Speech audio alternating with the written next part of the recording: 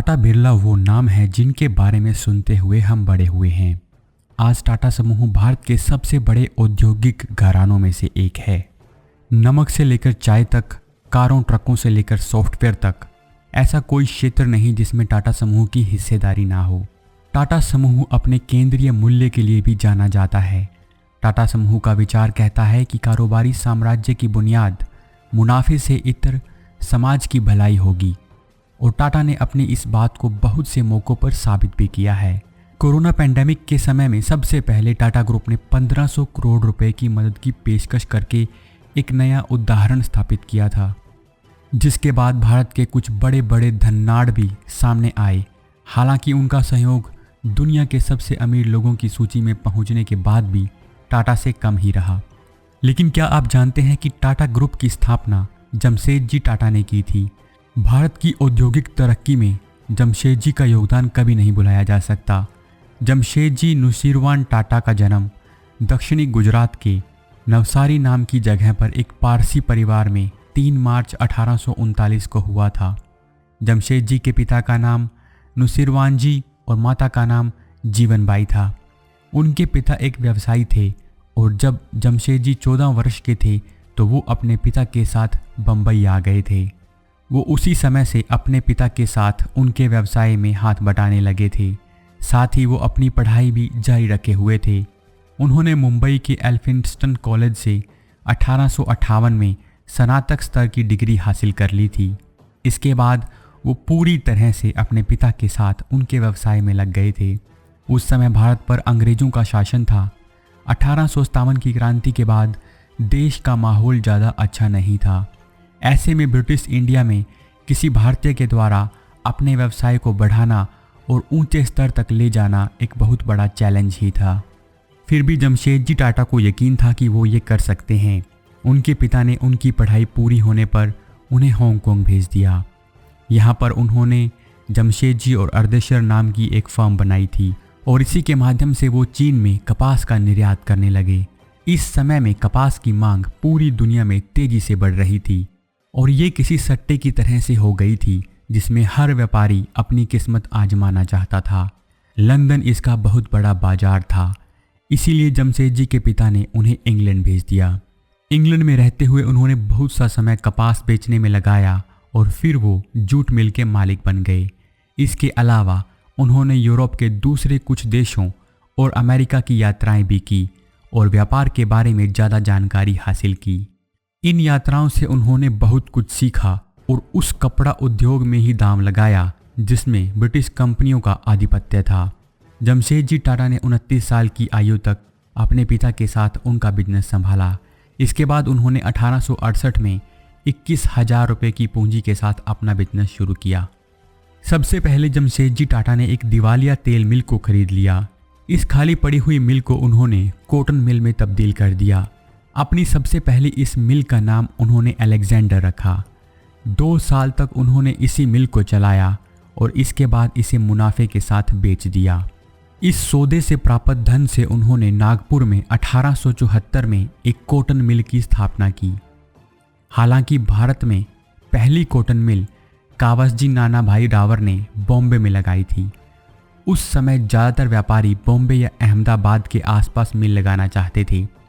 टाटा ने नागपुर से पहले जबलपुर को मिल लगाने के लिए चुना था, क्योंकि वहाँ कपास के खेत थे और नर्मदा का पानी भी था।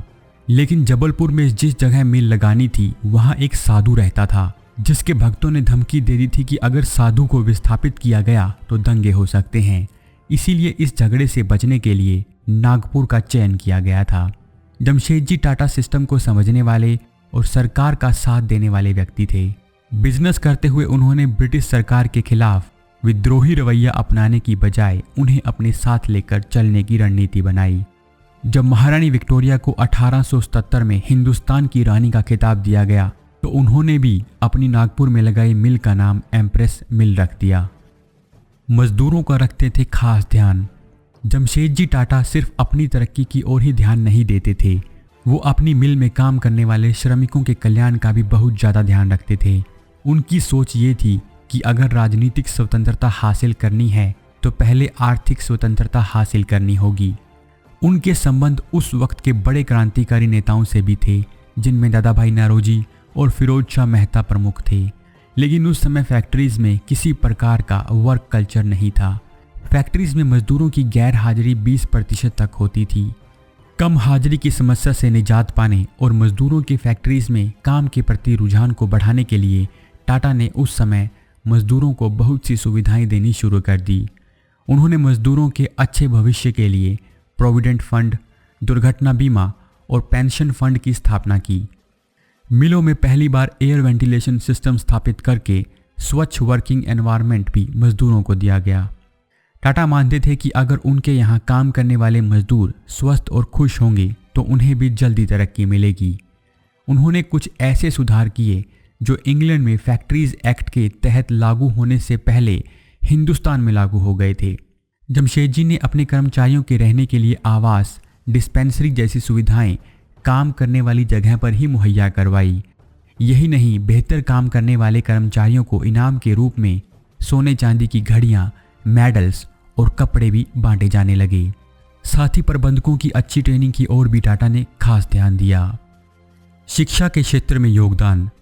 जमशेदजी टाटा भले ही एक बिजनेसमैन बन गए थे, लेकिन पहले वो एक अच्छे स्कॉलर थे।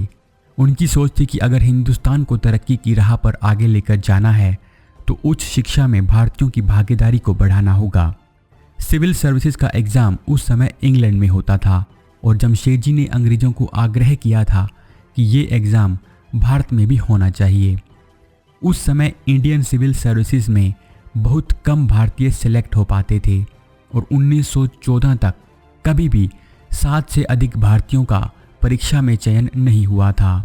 जमशेदजी टाटा ने 1892 से मेधावी छात्रों की उच्च शिक्षा के लिए छात्रवृत्ति कोष की स्थापना की थी। इस कोष से छात्रवृत्ति प्राप्त कर बहुत से छात्र आगे चलकर बहुत सफल हुए और देश में बहुत शीर्ष पदों पर पहुंचे, जैसे कि डॉक्टर जीवराज मेहता जो गुजरात के मुख्यमंत्री बने, डॉक्टर जयंत नार्लिकर मशहूर खगोल शास्त्री वैज्ञानिक थे, डॉक्टर रजा रमन्ना भौतिकी विज्ञानी और डॉक्टर जमशेद ईरानी जो कि बाद में टाटा स्टील के मैनेजिंग डायरेक्टर बने। जमशेदजी टाटा के सपने। जमशेदजी टाटा के अपने जीवन में कुछ लक्ष्य थे, जैसे कि एक स्टील कंपनी की स्थापना, विश्व प्रसिद्ध शिक्षण संस्थान, जल विद्युत परियोजना और एक भव्य होटल। इनमें से वो सिर्फ होटल खोलने के सपने को ही अपने जीवन काल में पूरा कर पाए थे। जी हाँ, हम बात कर रहे हैं मुंबई के ताज होटल की। इस होटल का निर्माण जमशेदजी टाटा की राष्ट्रवादी सोच की वजह से हुआ था। अंग्रेजों की हुकूमत में भारतीयों के साथ अच्छा व्यवहार नहीं किया जाता था। यहाँ तक कि अच्छे यूरोपियन होटल्स में भारतीयों का प्रवेश तक वर्जित था, जिसने टाटा को बहुत दुख पहुँचाया और इसी वजह से उन्होंने होटल ताज का निर्माण शुरू करवाया। होटल ताज का निर्माण 1903 में 4 करोड़ 21 लाख रुपए की मोटी रकम के साथ शुरू हुआ था। इस होटल का निर्माण कर टाटा ने पूरी दुनिया को संदेश दिया था कि भारतीयों के पास भी दुनिया का बेहतरीन होटल है। ताज होटल के अलावा इंडियन इंस्टीट्यूट ऑफ साइंस की स्थापना उनके प्रयासों के बाद 1909 में हुई थी, हालांकि तब तक उनकी मृत्यु हो गई थी। इस तरह के संस्थान की स्थापना के लिए टाटा ने अपनी संपत्तियों को बेचकर 30 लाख रुपए देने की बात भी कही थी और लॉर्ड कर्जन को भी इसके लिए राजी कर लिया था। उनके दूसरे ख्वाब भी उनके आगे आने वाली पीढ़ियों ने पूरे किए थे। जमशेदपुर का नाम भी जमशेदजी टाटा के नाम पर ही रखा गया। एक छोटे से गांव साक्षी में 1907 में Tata iron and steel company TISCO की स्थापना हुई थी। उस समय इस जगह पर सिर्फ जंगल ही थे। तब टाटा कंपनी, जो कि 1500 एकड़ में फैली थी, उसने अपने आसपास 15,000 एकड़ भूमि पर एक शहर को बसाना शुरू कर दिया था। गवर्नर जनरल और इंडिया के वायसराय लॉर्ड चैम्सफोर्ड ने उस गांव का नाम बदलकर जमशेदपुर रख दिया था। आज टाटा समूह एक बड़ा नाम इसलिए भी है क्योंकि इस समूह ने अपनी तरक्की के साथ साथ देश की तरक्की की ओर भी ध्यान दिया, क्योंकि देश की सफलता के साथ ही वहाँ के लोगों और उद्योगों की सफलता जुड़ी होती है।